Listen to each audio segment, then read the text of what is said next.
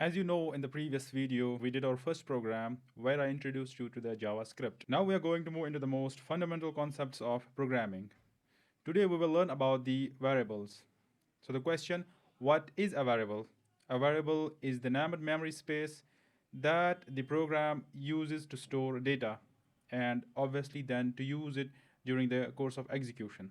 We can use variable to store any kind of data. We can use a variable to store strings. We can use variable to store numbers or any other complex data types or the secondary data types like arrays, sets, maps. We will talk about those concepts in one of the future videos. In a program, we first define a variable, then we assign value to the variable, and then we use that variable. And during the course of execution, we can change the value of the variable anytime we want. Now let's do some practical about the variables, how we use them in the JavaScript. As usual, let's open the Xcode editor. You can see the Xcode editor. I have a file opened called variables.html. We'll write the HTML file boilerplate as we did last time. We'll write the script tag. Let name. This is the definition of the variable. The let is the keyword and the name is the name of the variable. We can also, in JavaScript, we can also use var. So this is the definition of the variable. Then we will assign name John Doe, for example. This is the second step where we have assigned a value to the variable, and then we will use this variable. For example, we have to print this value on the screen on the HTML page. As you know, we will do document.write_ln.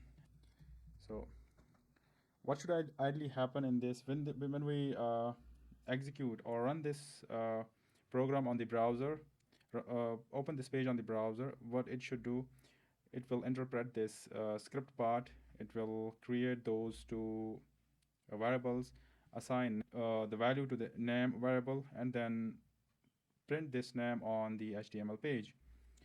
Let's copy the path of this HTML page and then go into the browser and paste the path here.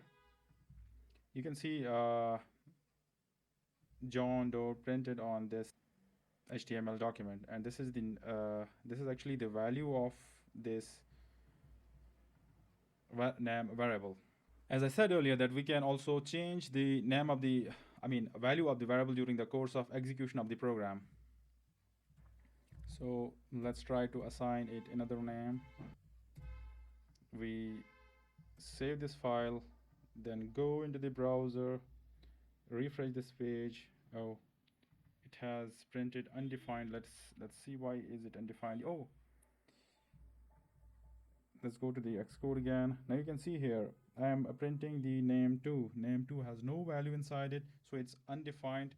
We have to print the name again. I have corrected the variable name here.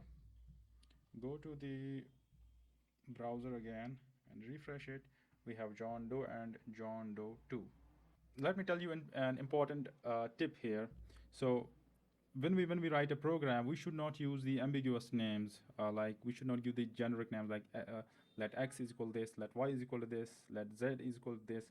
We should not use these variable names that are so generic.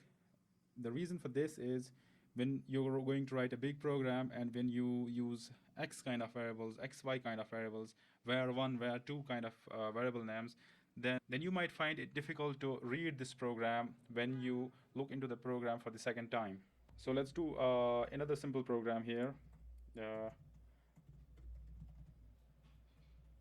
What I did is I defined the variable and I assigned it at the same time, assigned the value at the same time.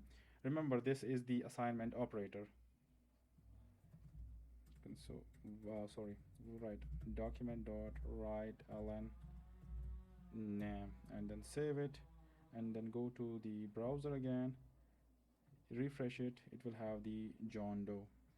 So here in this program, what we did is we combined the declaration and the assignment steps into one step, where we defined and assigned a value in the same step and then use the variable next to it.